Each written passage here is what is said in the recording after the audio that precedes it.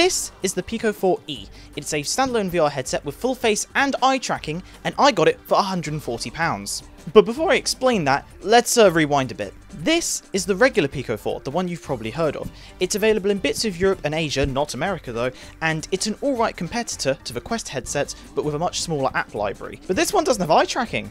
So what's the deal with this one? Business. For whatever reason, it's actually pretty common for these business-exclusive headsets to have advanced features like eye tracking. And Pico's first headsets released outside of China were business-to-business headsets, so now it at least makes sense that there is a special business version of the Pico 4 with these special features. What doesn't make sense is, if it's only for businesses, how the hell do I have one?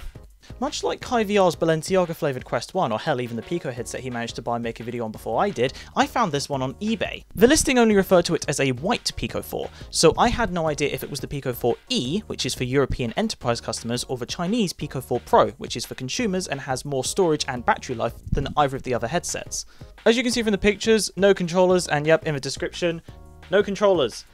No idea how they have just the headset, considering you literally cannot buy it without controllers, and it barely functions without controllers, but, you know, it was so cheap I literally had no choice, I had to get it. And it did arrive, and here's as soon as it arrived. It's, like, presumably brand new. It's got it's got that, and, like, it's got the peely bits.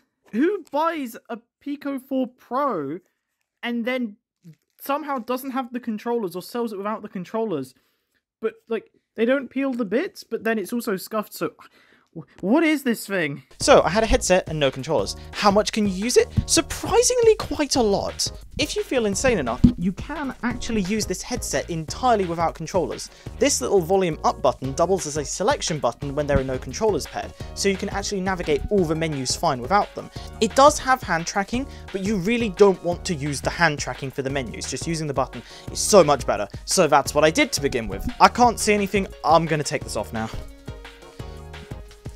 The seller had not wiped anything from the headset. It was like they just took it, and they might have actually taken it because it had NHS apps on it. Like administrative stuff, maybe? I don't really know. It had logins, and I'm like, oh, I'm not doing that. There's someone's name, and I don't know. I don't need to know that. The only thing I could access was like a little environment and 360 meditation videos. I genuinely have no idea what the original purpose of this thing is, what it was used for, no idea. I just know I shouldn't have it. I genuinely have no idea how this headset made its way from Pico to the NHS to a random eBay seller to me. All I know is that I do not want the NHS sending its agents after me, knowing them they probably actually did send them and I'm still on a wait list, but at the very least I did wipe all the contents off of this headset. At first I just tried streaming over Wi-Fi to the headset because, again, no cable, no software on it. And even just walking around the VR chat homeworld in my living room was a really surreal experience, because remember, every other VR headset I've had is tethered to my computer in my small bedroom. So to be able to walk around a much bigger space, even without any control, just walking, was really impressive. For about a minute, and then I was like, dude, I need controllers. I need to be able to actually play the game. So, generally speaking, if you want to use controllers other than the default ones with standalone headsets, there are options. Most people use Valve Index controllers because they are pretty much the best option. I don't have any Index controllers, but if you've seen my last video, which you should, by the way, I have Vive ones. So it's genuinely possible that for a brief period of time, I was the only VR chat player in existence who had a full face eye tracking headset and Vive ones. And I think that is amazing. Normally, when you calibrate base station tracked stuff to inside-out tracked headsets, you normally do the two controllers and do like a weird motion with them to get them in sync. Remember, I don't have the controllers. So, instead, you have to do the motion with the headset. It just, yeah, you'd get a bit dizzy. So, even with this very early janky setup, it was still the best VR experience I'd had up to that point, which I know isn't saying much because beforehand I was using a HTC Vive, the original one. In fact, this isn't even original, this is pre-original, but it was still really good. The Pico 4 was actually one of the first headsets to use pancake lenses, which made it stick out compared to the Quest 2, which used Fresnel lenses. Basically, with pancake lenses, it's nice and clear, and you can look around, and everything's nice and clear. And with Fresnel lenses, it's a bit brighter, but when you look around, it's still blurry at the edges. Boneless made an actual good video about these, as did Tech Alter. Go watch those, I don't know how to explain it. The Pico 4 also is just insanely high resolution. There's basically no screen door effect, you just look at stuff. Meanwhile, the Vive, you could basically count each individual pixel if you wanted to, and it has a pretty low field of view. Also, it's just a massive pain to put on your head. I hate this head strap. By comparison, the Pico 4 has a really nice integrated strap, which means unlike the Quest 3, you can basically just buy the headset and know you have a good headset that will fit on your face, unlike the Quest 3, where Meta could not be asked to actually include a decent head strap with it, probably to cut costs, I get it, but still it's really annoying because then you have to factor more into the cost and then it's more expensive. Blech. And I'm aware, streaming the content there's going to be compression, but even with the insane compression of my 7-year-old RX 580, I could still see more detail than with the native resolution of the original Vive. However, while I may have thought the Vive ones are pretty good when I first got them, they're pretty outdated. I very much wanted to get the original Pico controllers. However, much like anyone who has a Wii U console but no Wii U gamepad, it's very hard to buy just the Pico controllers, because you can't buy them separately, which makes it even more confusing that the guy sold the headset without them in the first place, but I digress. Basically, my options were buying them on AliExpress for slightly less than it would cost to buy a whole Pico 4, buying them on eBay for the price of a whole Pico 4, or the secret third option, just buying a Pico 4 with the controllers. As in just literally buying a regular Pico 4 to get the controllers with it and then essentially not using this headset. It's actually cheaper, especially from my preferred retail platform of choice. Not eBay, not Facebook Marketplace, good old Sags. Not like that. Not the CEX, the retailer in the UK. I've already mentioned them before. Big fan. I've literally compiled all my price stickers from them. I'm saying, genuinely, on their website, a C-tier condition Pico 4 headset with the controllers, even with the power supply, costs £160. On eBay, the very cheapest I found was 180. Facebook Marketplace about 170. Sex is so good, you guys. I swear I'm a VR player, let's face it, I'm not having any sex. Genuinely, 5 years ago, I had someone shit on me on Twitter for buying games in CEX because they had that bad of a reputation for price scalping. Now that I think about it, why did that guy do that? What was his problem? Anyway, now everything is so inflated to shit that it's actually cheaper to buy from CEX than anywhere else. It's crazy. Anyway, so I bought it, and it arrived, and yep, it's C condition. It was impressive that it had the power supply, but I'm quite sure someone chewed on the cable. So now that I had the regular Pico 4, I was interested in comparing it to the 4E and also actually getting to use their software, because the Pico 4E software uses the business software Pico has. It basically locks it down to a business app store that has no games. So it's basically the PlayStation 5 of VR. Would that be the Vive XR Elite? The experience on Pico's consumer software, it's fine. I can't compare it to what Oculus, Meta have done because I've not used their headsets. I don't own them. That's why I got Pico, because they were cheaper. But it's fine. It's functional. I generally just buy all my games on Steam, so I didn't actually use the Pico 4 for much, but it was interesting to try out, I guess. The controllers themselves feel really good. They're nothing special. It's literally just a clone of the Quest 2 controller, but ooh, the ring's here now. But they work. This was actually the first time I'd experienced the haptic stuff. So beforehand, on VR chat, if you want to do a thumbs up, you have to move your finger on the touchpad. Here I can just go like, and it does a thumbs up. That's awesome. I really like the controllers. That being said, these controllers aren't perfect.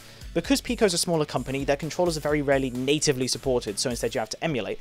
But like I said, this is a clone of the Quest 2 controller, so surely, emulate that in Steam VR, no worries. Not really. There's a bug, which I've had in both Blade and Sorcery and VR chat and even the Steam VR menus, where for some reason they get bugged as emulating Vive ones. Which means you can't do all the gesture and stuff, and it's really annoying, and the only way to fix it is to quit out of VR chat and relaunch it, which is annoying, because having to restart the game just makes me not want to play the game. But at the very least, it's better than just having the headset stop working, which is what's happened to me multiple times during filming. It's VR, it's every time I move to a new headset, I think my technical issues are over, and they're never over. You're always diagnosing technical issues there. The controller tracking itself is pretty damn good. It actually still tracks above my head pretty well, which was a sore spot on Windows Mixed Reality headsets, where if you put it up here, it'd be frozen, but here, I can go all the way up, and then around, and it's only if I go behind my back. But then, if you do it in one motion, it keeps it pretty good. It's only when you start holding it behind your back, keep it there for a bit, and then pull it out, that it then gets confused. But very good tracking for what it's worth. But now, let's get on to the point that you were probably here for, the full face and eye tracking. The eye tracking itself, pretty damn good. Solid like 8 out of 10 or so. It just follows around where my eyes go, and it blinks with me, which definitely helps add to the e-creature mirror-dwelling immersion I've got going on here. The winking isn't super great, but that might just be because my eyes wink kind of weird, and it can't like... it can't go cross-eyed. Although I don't actually know if that's a thing that any headset can do, so it's not a huge deal. The headset also has automatic IPD adjustment in the software, which is pretty helpful, but it does not have dynamic foveated rendering, which is the technique other eye-tracked headsets use to render only where your eyes look, which is a big appeal of these headsets, especially for simmers. So definitely worth noting if you're interested in this headset. The feature is supported in Pico's standalone games, however, they just did not pass the data on to the PC streaming software, which meant it couldn't be implemented in OpenXR Toolkit. It's entirely on Pico's end. They did recently change this. You can now get that data, but it's not been implemented into anything other than VRCFT, which could already get the data. I have no idea where VRCFT was getting it from if DFR couldn't use it. It's weird. And then there's the face tracking, which honestly left me a bit disappointed.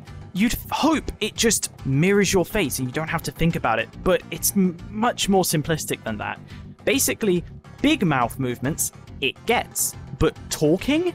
Not so much. I'm moving my mouth quite a lot, and it basically doesn't really match. When I talk, it doesn't so much open my mouth as it opens my mouth, it then keeps my teeth in place, which means that it doesn't look very convincing. Pico's software has an option for face tracking plus lip sync. However, all that lip sync does is make it so that when I talk, it just stops sending mouth tracking data, which is arguably worse, so I just turned that off. Also, directly compared to the Quest Pro, tongue tracking is a lot worse. You can literally stick it out and then stick it back in. You can't get all freaky with it. Sorry to all you VR chat e-sex weirdos. There. Overall, it reminds me of when I tried to do VTubing, don't ask. It's okay, but considering this is a dedicated camera, not just my webcam, it's not great. Granted, at the very least, it does let me track my eyes with glasses on, which you can't do with webcam-based tracking solutions, but it's still not great.